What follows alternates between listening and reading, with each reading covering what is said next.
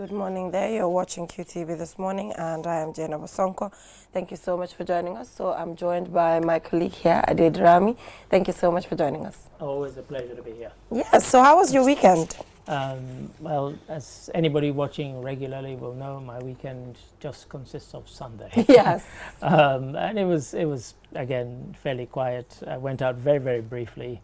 But most of the time I was in, watched some of the World Athletics Championships the last day.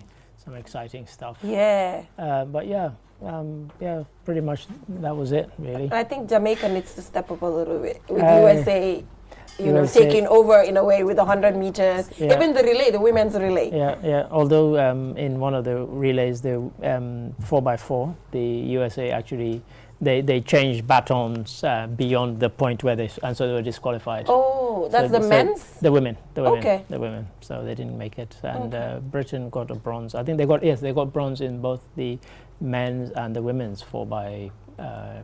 So the relay. Yeah. So they were quite pleased. So the British were quite excited. I think USA they've done really well. They with came 100 back. meters, Came back. men, 100 meters women. That's right. Yeah. 200 meters Jamaica. That was again exciting stuff. Yeah. Second fastest time of all time. Oh wow. Yeah, which is quite amazing because the fastest time of all time is by an American, Flo Jo, they used to call her, Florence Joyner, but everybody suspected that she was on drugs. Oh really? It was never proven, but she died very, very young while she was still, at the height of quite sudden death. And no one knows the reason for her death? Heart attack, but she was only 20-something. That's crazy. And people had always suspected. I mean, all her times have been open to suspicion, 100 meters, 200 meters, and most of them, nobody's come anywhere near them until very, very recently. Okay. Yeah. So maybe she's innocent. As I said, I mean, nothing was ever proven against her. And she died, and it kind of, the secret died with her. Yeah. But I can tell you, I remember her when she was an average international athlete. Right. We used to watch her, and then she was dating Carl Lewis, who was the #1 sprinter. And then one year, she'd gone from being average, she'd come 4th or 5th, and then the next year, nobody could come anywhere near her. I mean, she would win the 100 meters by that length, which in 100 meters is big. Yeah, it's big. It was sudden. It was sudden, and so there was always suspicion, but like I said, nothing was ever proven. Wow. I actually miss the Usain Bolt drama. Yeah. Like, he's a whole drama. All the kind of stuff that he does. Nobody does that. Yeah. Nobody dares do it now. Yeah, just in case they get beat. Yeah. Because if you imagine you do all that and then you don't win. Gina Bass is not fast enough, I'm not sure what's happening with Gina. Yeah. But she's actually running slower times than she was 2 years ago, which is not good. Yeah. So maybe something needs to change.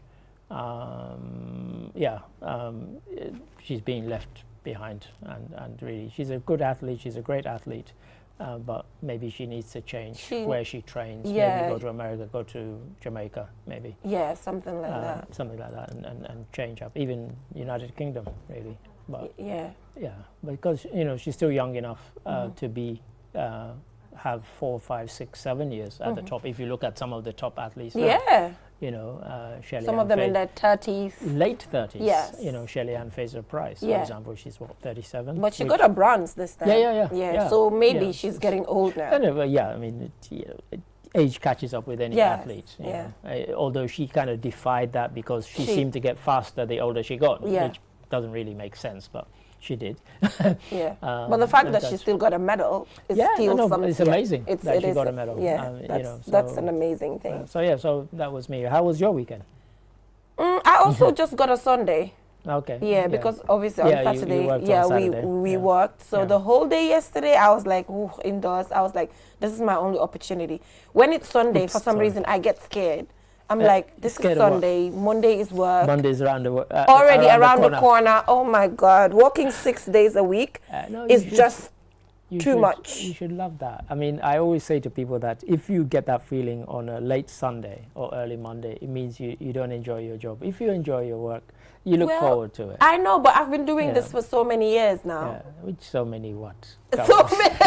I've been. What should I say? Fine, yeah, what that's the heck true. Should but I say? you know, it's the same thing. It's the same routine every single day. Sure. I'm not saying I'm not talking about the environment, but maybe just the same thing. It is, you know. Right. And I know as a person, you know, you've done several things based on the conversations that we have. You have, you know, been in different environments, done a lot of things as a person. So gradually, I think, you know, but it's normal for you to be in the same environment and obviously change roles. Yeah, of course. You know, in the same setting. So please don't misquote me. I mean, for many years. That's not what I meant. No, I'm just teasing. To make it clear. I'm only teasing. But for when I first started out, for example, I would always refuse to be on TV. Yeah. I preferred radio. Yes. Because radio, you could be more relaxed. Nobody's watching you. You don't have to wear anything. This is it. You know. But now, of course, a lot of radio stations, they have the cam. So they do Facebook Live. You know, and all the BBC programs now, you can listen on radio or you can watch it online as well. So there's no hiding. So people have to dress smart now. People have to dress smart. But you know, BBC and British they used to be really weird because in the old days, when they did a radio play, for example, if it was set in Roman times or whatever time, people would actually dress how, even though nobody sees them, but they can only hear them. Proper, they would dress for whatever the role was. It was quite bizarre. Thing. That's a good thing. They still dress professionally. Absolutely.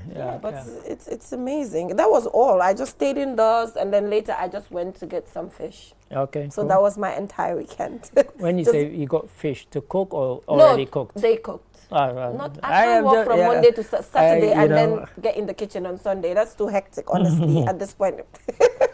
So I needed a break. Like, honestly, I needed. And was the fish good? I'll start running. It was good. Okay. It was really good, and it's fresh and stuff. So I don't want to give free advertisement to the outlet because it's not Spice Hub. If it's Spice Hub, I can get away with it. But it's another. That's another one. It's another one. Cool. So we have an African proverb here, and it reads: "If you want your dinner, do not insult the cook."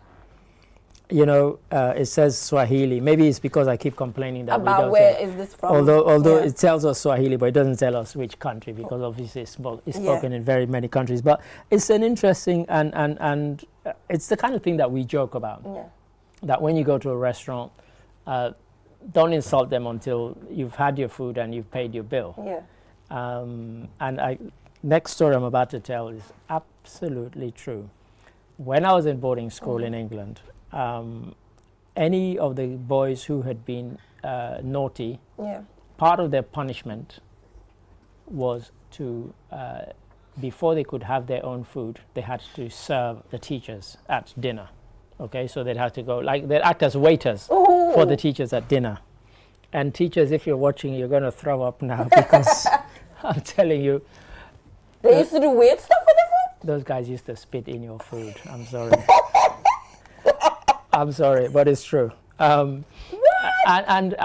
It's kind of from then I learned that thing that like they would really every day they would spit in the teacher's food and the teachers would eat it with relish and love it. And love it and be like, and I'd be watching and I'm going, oh my God. So this thing is real. Respect your cook. Respect your cook. Respect your cook. You know, because also in some cultures they believe that if you cook anything with love and with passion and with it will come through in the food. It will. And if you cook it with anger, that will come through. If you cook it with anger, it's never going to go well. Your mom tells you cook, you don't want to cook, the food will not be good. This is it. So that's people, just it. People, and also, you know, somebody can always use your food. Like the person who cooks for you can poison you. Well, this is talked about somebody spitting in the food, so you just generally just have to, you know, respect, you know, the person who cooks your food because the person can get away with so many things that you're not aware of. That's right. So, you know, I always warn my friends when they go to a restaurant, I say be nice to the staff before you've had your meal. After you've had your meal, if you don't like it, you can tell them you didn't like it. Yeah. But don't have a 3-course meal and then after the first course, because you don't like it, you're already giving them a hard time. you might end up eating something you hadn't ordered. Yeah, yeah. Let me put it like that. Yeah, so we'll just go for a short break, and when we come back, I'm not sure we have a newspaper. We have newspapers, but we'll review something. We will review something. Let's just put it that way. So we'll go for a short break, and we'll be right back. Technology has always been at the forefront of our lives, and the way we use it has evolved drastically over the years. With the advent of 5G internet, we are entering a new era of technological innovation that promises to transform the way we live, work, and play. 5G internet is capable of providing data speeds up to 100 times faster than 4G, making it the ideal solution for streaming high-quality videos, playing online games, and downloading large files on the go. 5G internet is already transforming cities across the globe, powering smart cities, self-driving cars, and virtual reality experiences that were once thought impossible. 5G internet is also paving the way for Internet of Things, allowing for seamless connectivity between devices and the creation of a truly connected world. For the first time in the Gambia, Qcell is bringing tomorrow's technology to you today with the launch of Qcell 5G Internet. Get ready to experience the out-of-this-world wonders of Qcell's 5G Internet. For more information, call 111. Qcell. We innovate, others follow. The future is now. With Qcell's 5G network, experience speeds like never before with our new 5G Rocket Fixed Internet plan. Get speeds from 10 Mbps to 100 Mbps. Your 5G-enabled devices. Walk into Qcell headquarters to get one of our 5G routers and experience the true feeling of 5G. Only with Qcell. Qcell brings you the future. Tech, innovation, incredible speed. The future is now. For more information, call our customer care on 111. Qcell, Sunyabus. We innovate, others follow. Terms and conditions apply. Qcell brings you the future.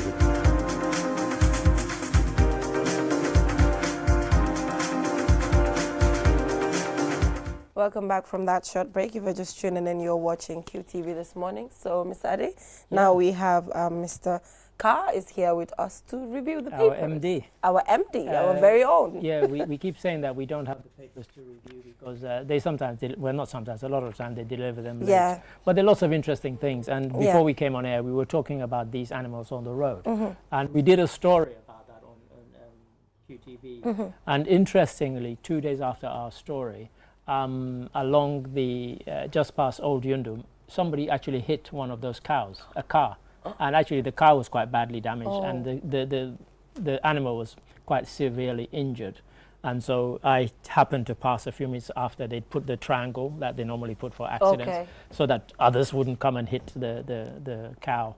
But it was there and it was in a bad state. And so, you know, it does, because sometimes people speed and they see them too late. Yes. Or they're trying to negotiate around them and at then speed. It's already bad. I always slow down, and I kind of, even this morning, I had to inch my way because they were actually crossing, and you know, there were people speeding behind me, and I'm thinking, guys, you need to slow down. You need to. Because there was no way to pass. So I actually had to wait for one of the animals to cross before I could go, and then others could follow. Yeah, so they're quite a menace. Because the Gambia Police Force had a press conference actually about this issue. Sure. And, you know, they agreed with the fact that the people, I thought it was just a concept about what the owner of the cows did to the cows. But they confirmed that it's a thing.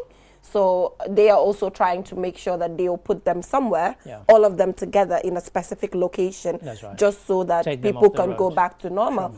Because I know of an individual who had to bring down her entire fence because one of the cows got stuck. So they were afraid. They were like, oh, what if the cow gets... So they would rather get hurt than the cow.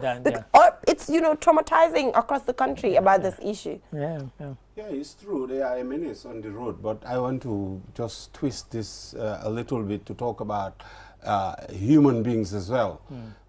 Particularly on that road, you see people driving in the opposite direction and at night, this morning, at any time. And this is as equally dangerous as the animals, more so even. Because the speed at which they come, animals don't come at that speed. At least animals, you can see them afar and anticipate and then slow down. But this has to stop, because it's just a matter of time before we have some very serious accidents. You know, Mr. Carr doesn't even know this, but when I left here on Saturday, just past, you know, they're putting a new roundabout at Senegambia. Yeah. As I went past that roundabout onto the new highway, there was a car coming at me at speed, 10 o'clock at night, and he had no lights. And he was speeding. Opposite direction. In the opposite direction. He should not have been on that side of the road. And he wasn't even going slow. He was speeding. And I'm thinking, this is nuts. I've experienced the same thing. That is why it's alarming. And we should call on the NRA and the OIC. I know the roads are not officially open yet, but they have to really start imposing some strict, conditions as to how that autoroute ought to be used. Otherwise, it's just a matter of time. Yeah, I think people are so excited. Yes. They remember when we used to have really tight roads, you can't speed that much. So people have to exercise the same patience. The space, just the freedom, and they just go. And my colleagues, Troy and Matilda, they're probably watching, they can confirm. Even this morning when we were coming to work, we were all in the same car, and there was a white pickup coming at terrific speed in the wrong direction, in the wrong lane. The thing is, if I'm going to drive in the wrong lane, I'll drive carefully. Exactly. And slowly. Not because you're wrong. Yeah. Not never mind at top speed. Yeah. And the road is not that long for the tour. Yeah. You can just go for a short distance and detour and use. So I don't know why they try to cut corners and then create some kind of danger to other road users and themselves as well. That ought to be addressed, and I think it's very urgent. I hope the NRA and the police and the OIC are watching so that they can intervene as soon as possible to correct that. Yeah. Another news is about 3 women being sentenced for FGM. In the Central River region. I read that. Yeah, so this was facilitated by Gamco Trap. Yeah. So apparently somebody reported to the Gamco Trap coordinator in CRR, and they informed the police. So luckily, or unluckily, they got there. 3 girls were already mutilated, but at least some escaped. You know, it was 10 altogether, so only 3 were. So I'm like, at least the remaining were safe, but you know. For me, it still goes to show the amount of work that still ought to be done to enlighten and educate the people. Because the fact that you still have people volunteering their kids, and there are still people volunteering to perform the act, shows that the education hasn't sunken yet.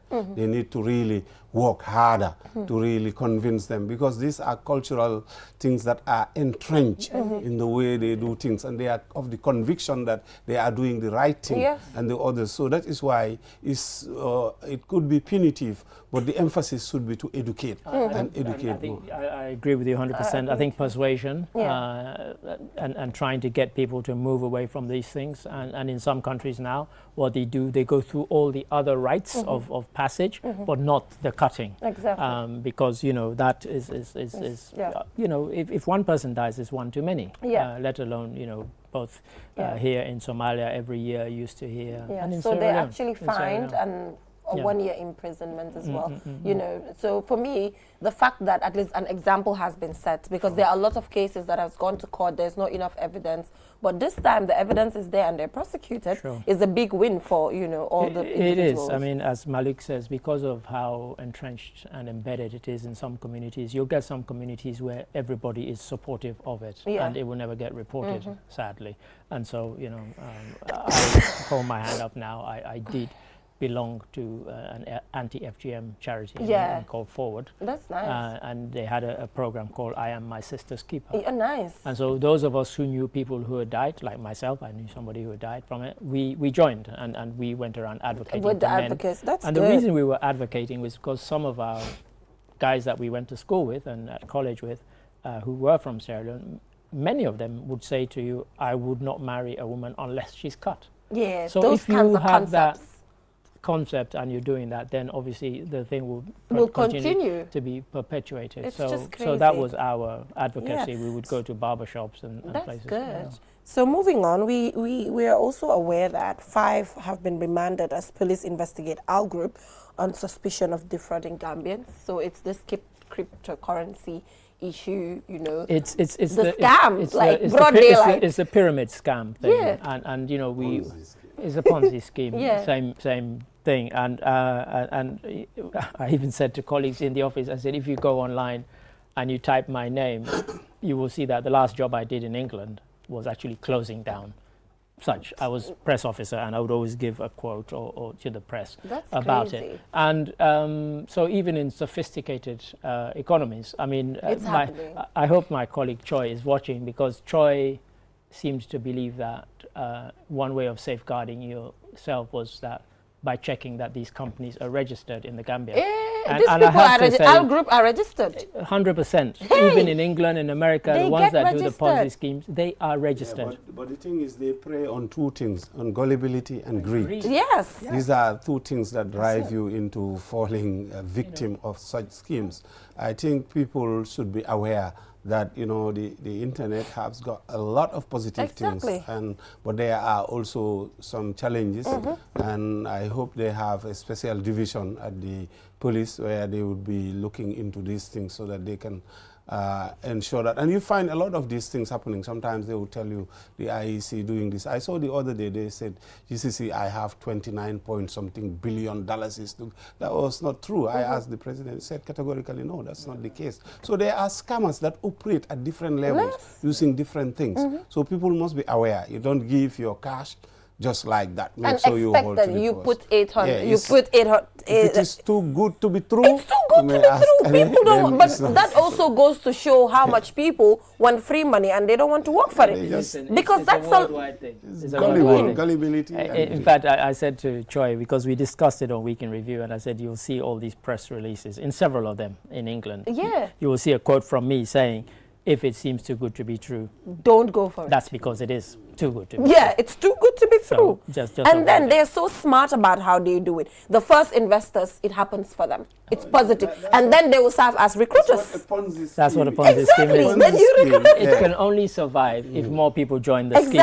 Because as more people join, they're giving money to this one and this one and this one. So I saw the ones who got their money back and even more, celebrating online. Oh, we successful. In all of this, Jil Buki Sule Buki. Last Buki Binyaka. I don't know the expression in English. That's crazy, right? Yeah, but they're very crafty. Free money. I'm like, I got a friend of mine who was trying to convince me, oh, there's this crypto. It's not this one. Yeah. Actually, there's another one on. Right. There are several. There's some in this country. There are several. They will learn the hard way. They will. Cryptocurrencies is one, and the reason that cryptocurrencies have been able to succeed is because people don't even understand the concept of it. Really, they think, and then it's so confusing, even for intelligent people to understand, well, cryptocurrency, like we've always used money, we've used electronic money. I can sit here and I can buy anything anywhere in the world. Yeah. Using my card and just a PIN. Yeah. So why is cryptocurrency any better or safer? Yeah. And it isn't. And of course people think, I've heard that people became cryptocurrency. There's a guy who's just been arrested, in fact jailed last week. I mean, he's alleged to have stolen $300 million from people. Wow. Because he started a cryptocurrency scam. That's 300 million. I mean, Well, like you said, they will get to learn it the hard way then. Yeah. Yeah, so the NDMA boss attributes flooding to human activities, because last week actually at Churchillstown, I was there to cover the flooding. I was going to say, in the report you did, he was there saying exactly that. There's a blockage.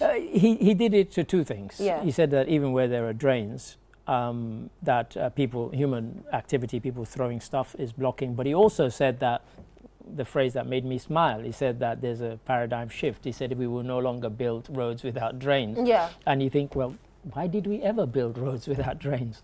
But in your report, he actually said that. Yeah. And people were phoning me up and said, did he really say that? Well, yes, he did say that, that, from now on we won't, which tells you that we used to. Yeah.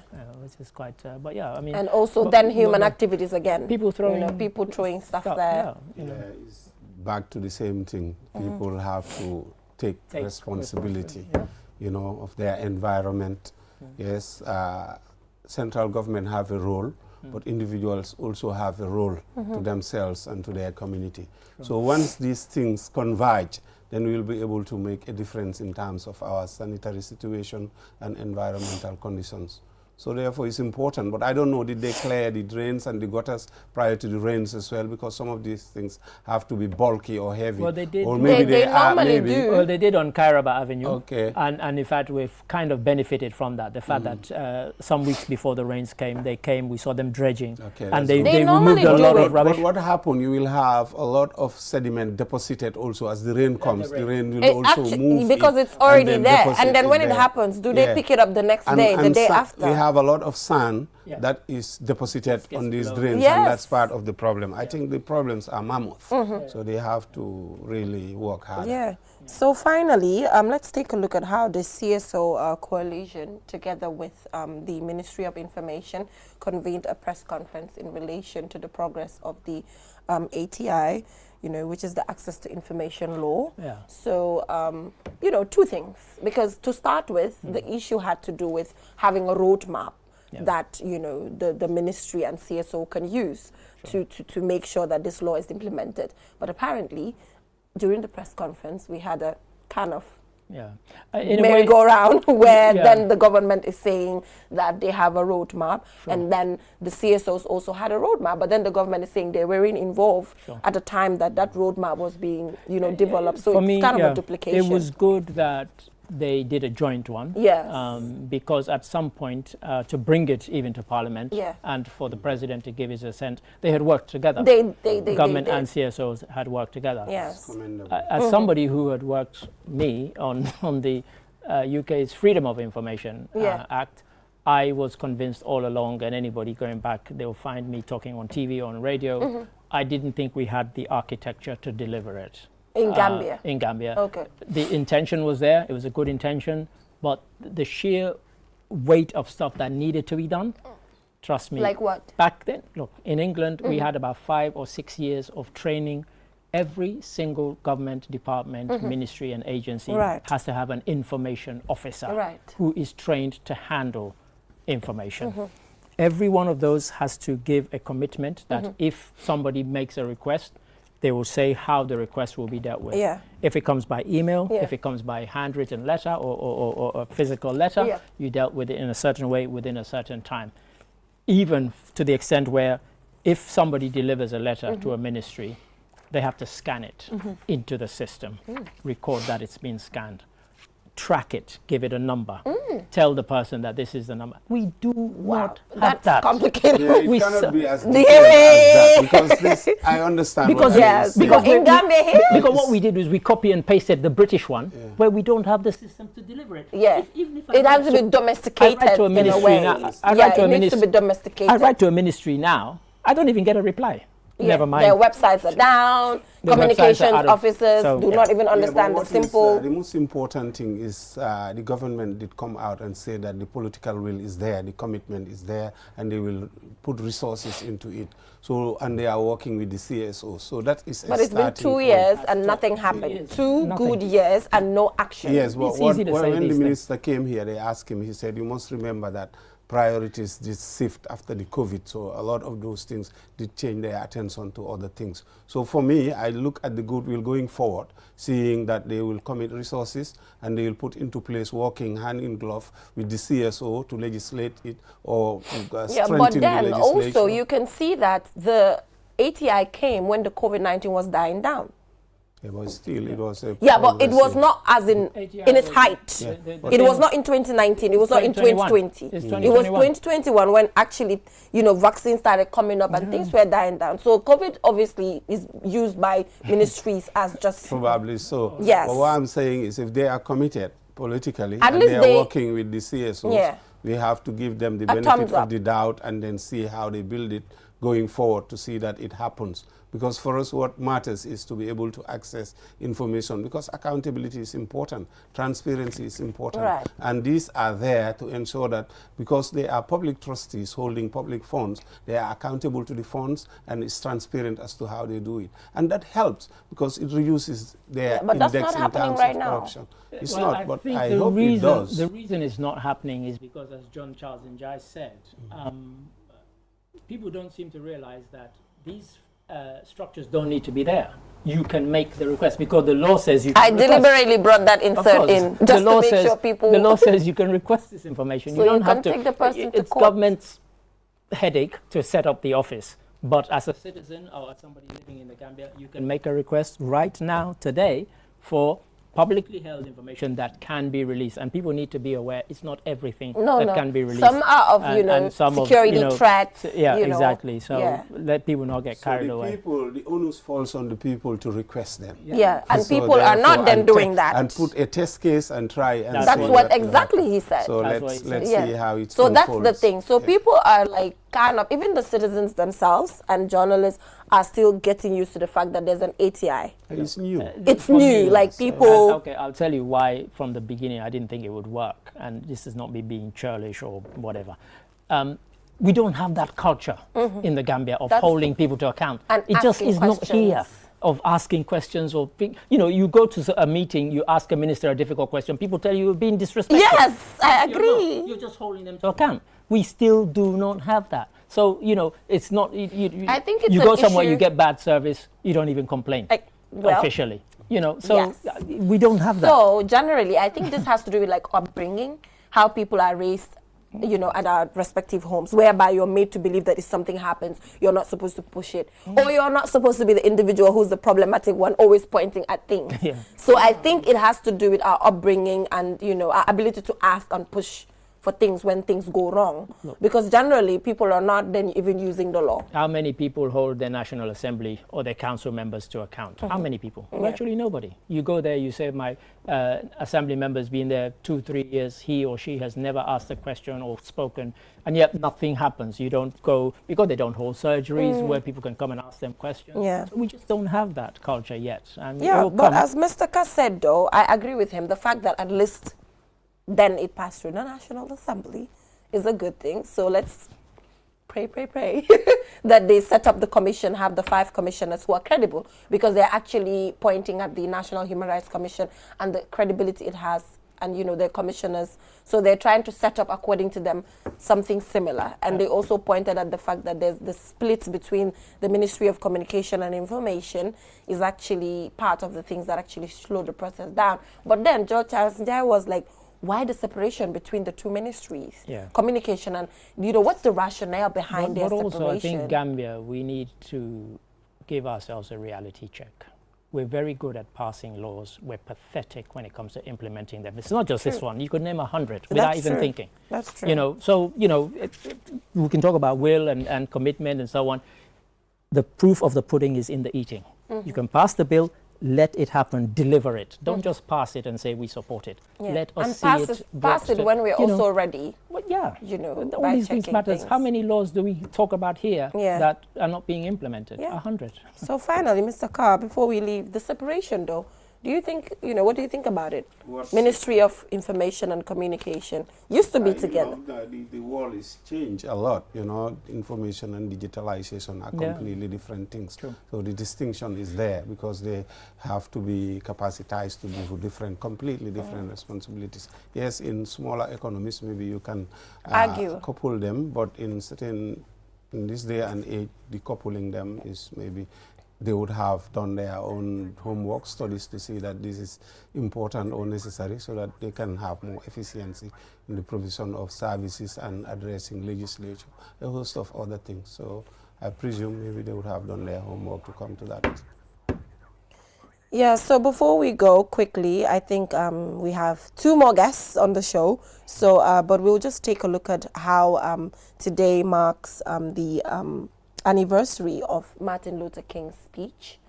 I have a dream. I have a dream. I can remember when we were little, like going for speech competitions and debates. If you don't say that, in a way, you're not the top person. When I used to. So we have a short video. Let's take a look at it and we'll be right back.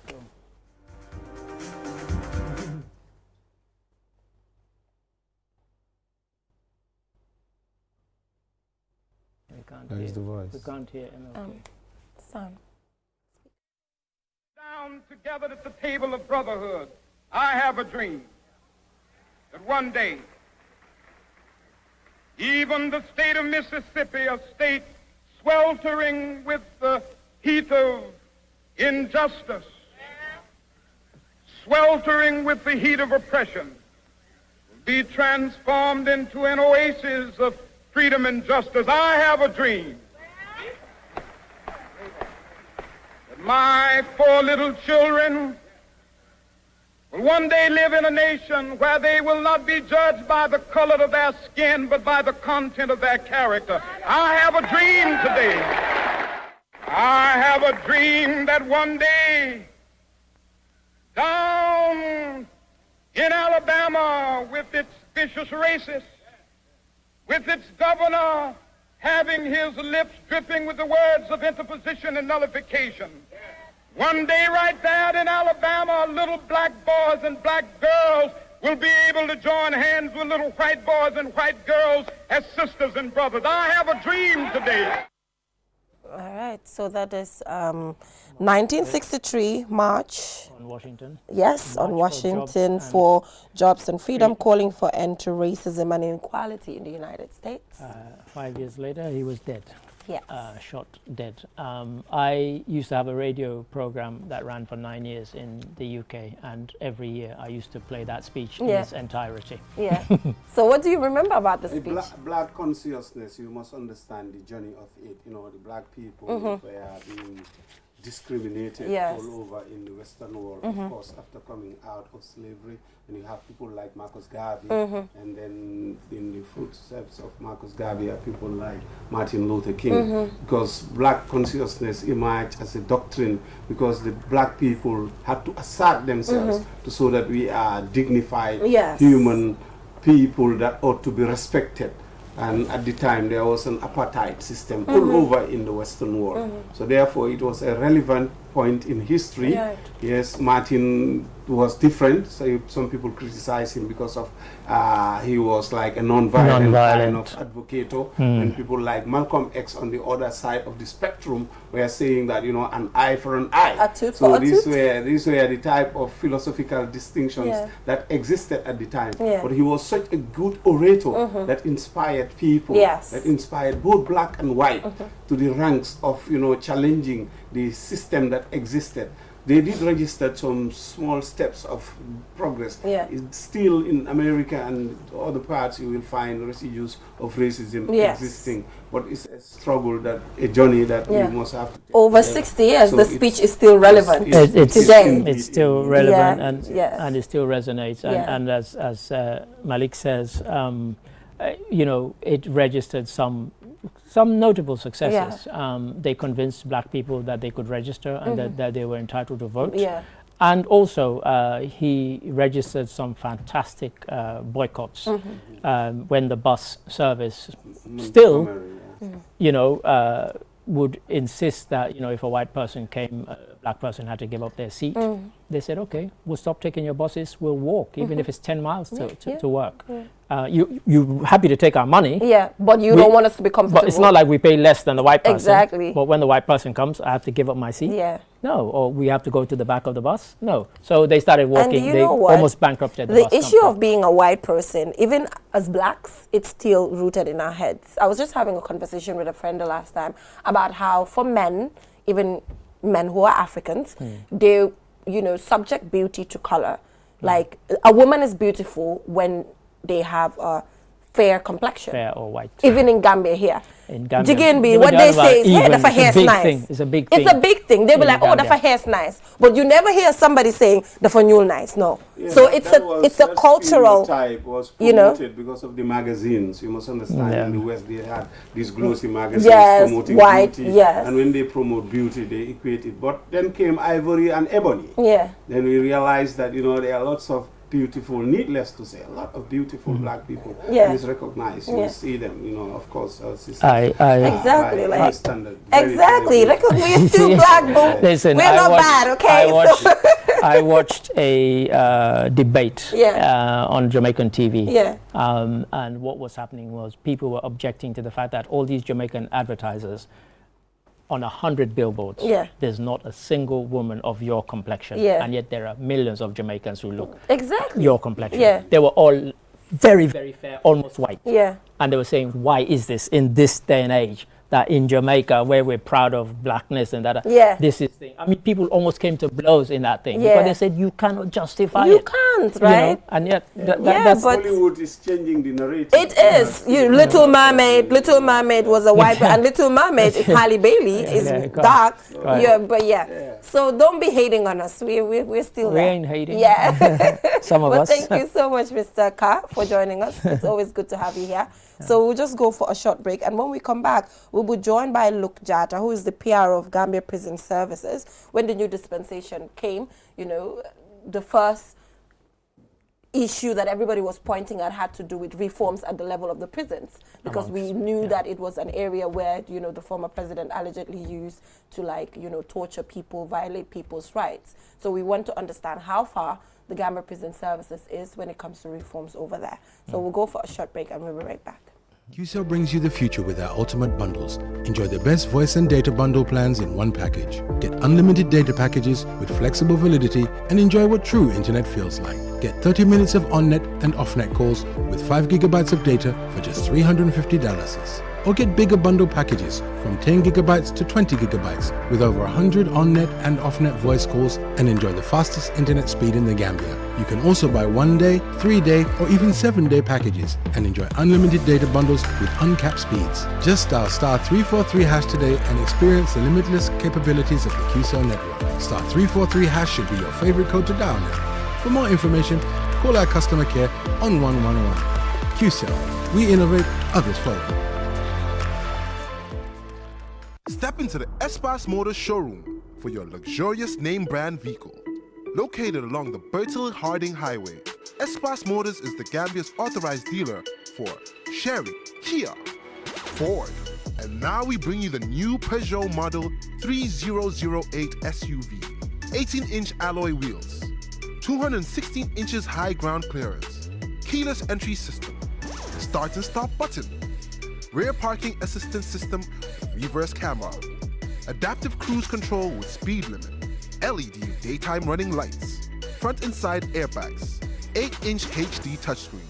Not to forget our exquisite Peugeot Landtrek double cabin pickup with 2.1-liter diesel engine, 6-speed manual transmission 4x4, hill descent control, LED daytime running lights.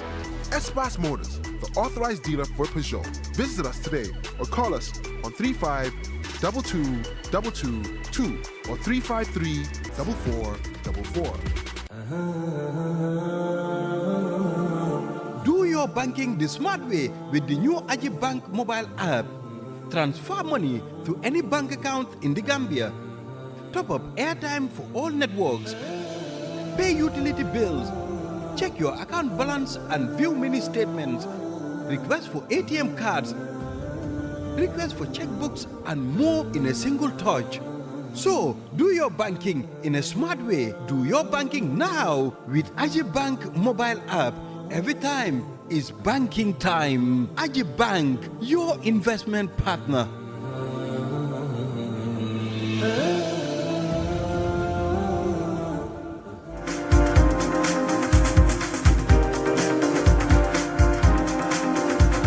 Welcome back from that break. If you're just tuning in, you're watching QTV this morning.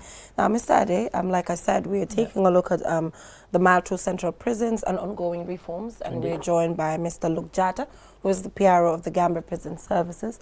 So it just informed me that Yeah, and in fact, we did a story, and you featured very prominently in that story, Luke. But part of it was the fact that you were reacting to media reports about conditions in the prison, and I just wondered if you'd take us through that. You know, what were you reacting to, and why did you feel the need to react?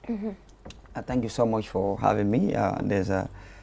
We are quite elated to be part of this project too, as to make sure that we inform the people that we are, responsible to give them information that's needed. Looking at prisons, I think it's one of the oldest institutions.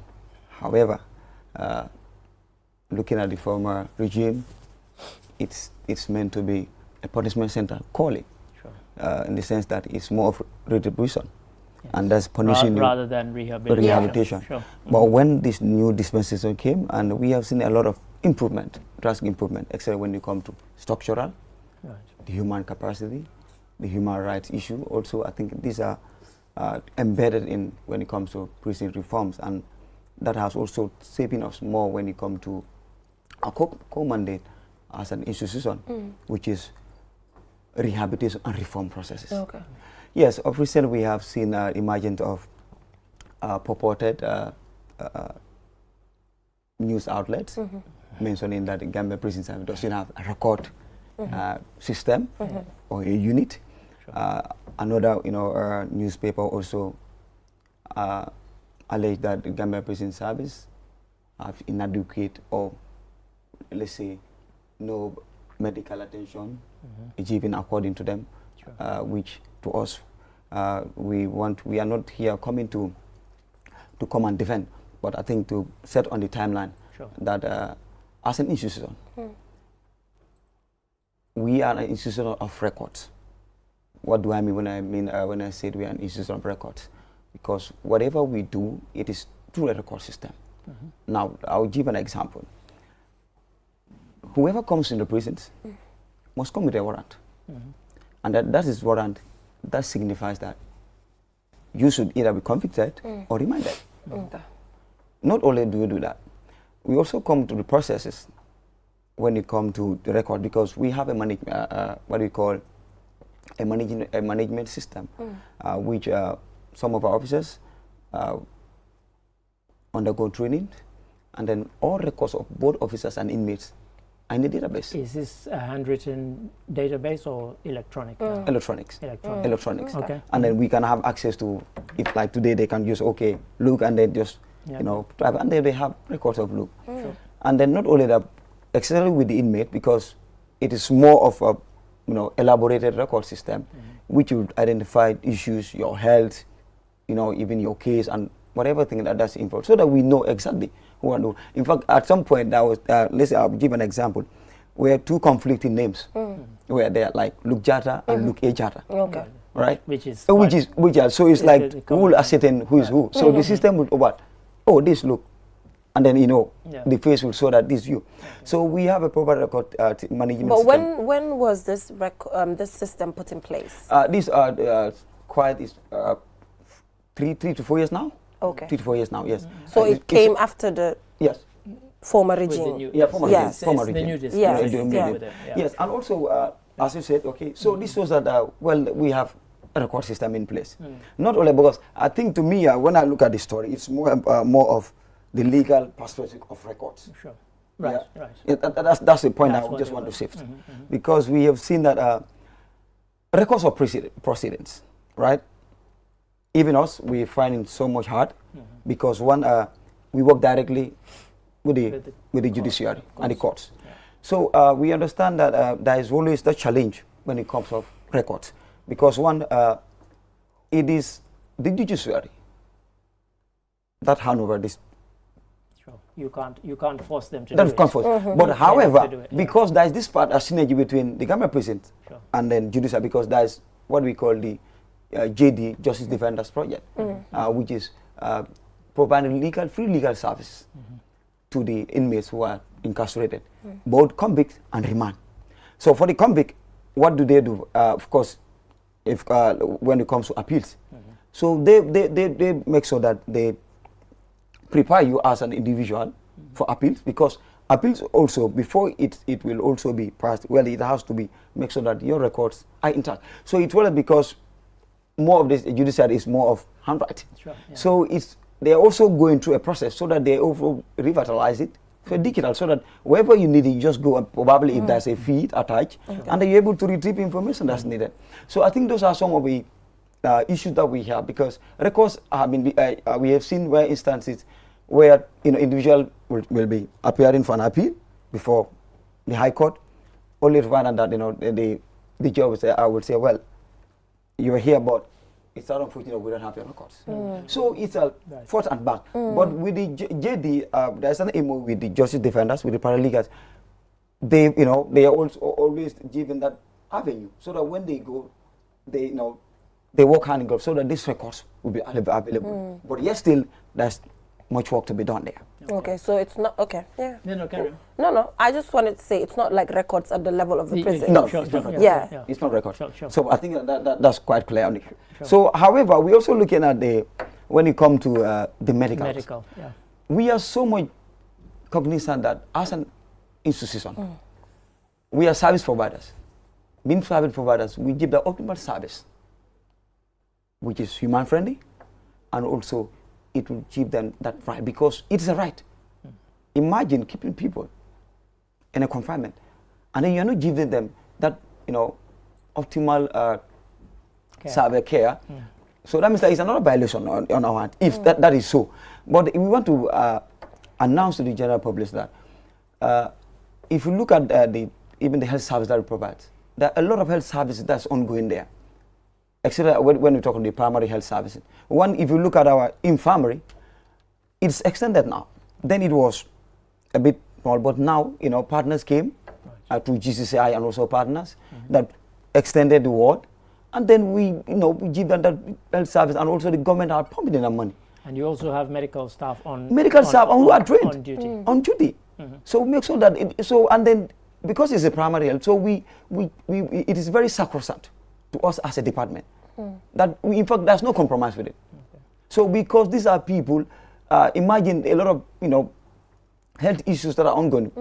Former regime, we have seen a lot of health issues like the beriberi we are talking of because of the food and all those things. So when we came, we said, I think this is our key component. Even the TRRC, I was also, made some recommendation that let there be an improvement on that.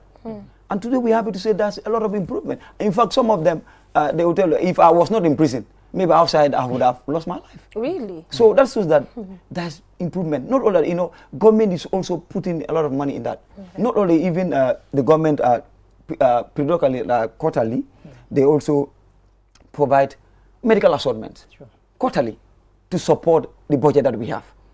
Not only that, we have also signed an MOU with Action Aid Gambia, who does free service. Yes. Free service. And then, it is just at the accord. In fact, I could remember, it was just a few months back, probably 4 months back. This budget was there for prisons for the past 3 decades. It only come into effect just 4 months back. So you could see the euphoria and, excitement in them. Everybody was like, finally we made it. Because these are services that we could have benefited quite.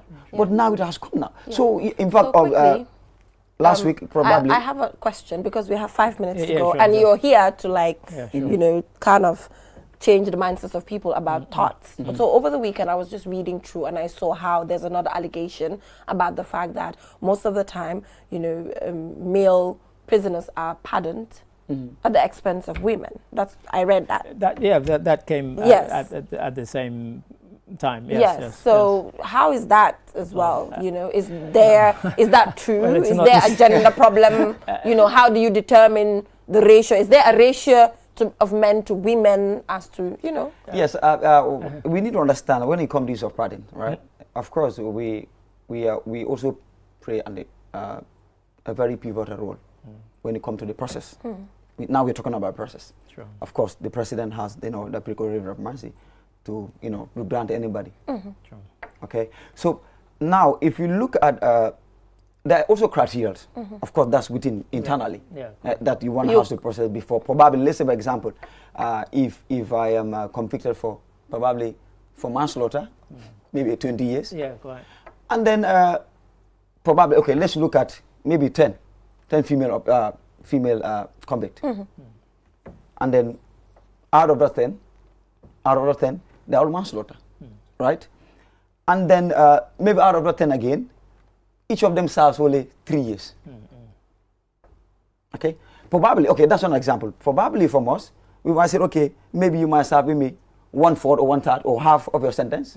And then you're part of, probably, we recommend you because I believe it's true recommendation. Because I was going to say, and I think that's the point Geneva is getting at, who makes the recommendation? Exactly, that's because my issue. Know that the president, I saw when the president pardoned 53 people, interestingly, the press release didn't state the gender. It just says 28 were Gambians, 20 were Senegalese, 1 was Bissau Guinean, etc., etc. It didn't give the gender, even in the State House press release. Yes. So who determines it? Yeah, because what happened, like, there is a panel, that's constitution, right? Both the judiciary, the presidents, and the states, and all the stakeholders that are involved. So through that, there's a consensus to come and say, because they also have their benchmark. Sure. So it doesn't mean that, of course, we have seen female who were, inmates who were sometime, sentenced to death. But they still, the new government came and said, and here we are giving you that parole. And then so it's not about because of gender and what. Of course, we have so much concern when it comes to gender. But however, you need to also, have the criterion for you to be within that sphere in order to be granted a pardon.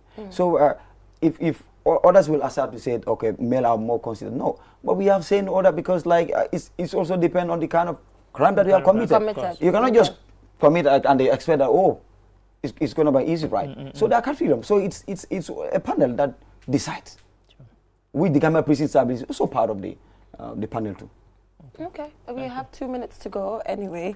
So, but just generally, how is also the capacity building, just quickly, because we saw that there were times where we had inside training center, train some of the inmates with skill. And do you also follow up with them the moment they leave to just find out if they're using this to have like a assessment? Yeah, thank you so much, because part of our mandate that has, brought in the new dispensation when it comes to prison reforms. Yeah. It's capacity building. Because we believe that these are the people that will go back to our society and integrate. And then we expect that after spending some years, there's always that, mental perspective that, okay, since you're in prison, you become a hardcore, and then society perceives you to be somebody different. So it's reform. Just to tell the Gambia public, those that have served probably capital offenses, most of them have more than two skills. So meaning that the choice now becomes what happens after joining the. But we also understand we also limited as an institution. Our hands are tied. That when you come to aftercare, now we're talking now after we are service center. So that's where we've seen NGOs and partners come in. We have seen inside play a very pivotal role. I'll give an example. Some of them who were with us, and then they were very outstanding. The moment they reintegrated to society, there was still mentorship programs that were ongoing by GIZ and even inside. And today, those people are in fact that lecturers there, happily. And then it's quite amazing. Yeah. So we have seen a lot of them who have gone through the programs, and then they are doing something worthwhile. Some of them are into, in fact, satellite installation. Some of them immediately will tell you. I could remember in 2007 precisely. That was when I newly joined prison. And then there was this ceremony that was held. And most of them, around 5 of them, about 5 of them, brother, were absorbed by Gambia Post Authority. And they said, bro, do you recognize? I said, no. I said, I was sober, now I'm yes.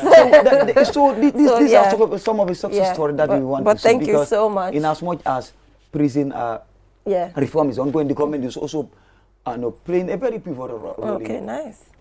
Especially when it comes to human rights issues, their food, there's a lot of improvement when it comes to the food, their health services, where we have segregations of those within the health aspect when it comes to but thank you. So by the way, what rank is that before we leave? Yes, these are senior principal officer.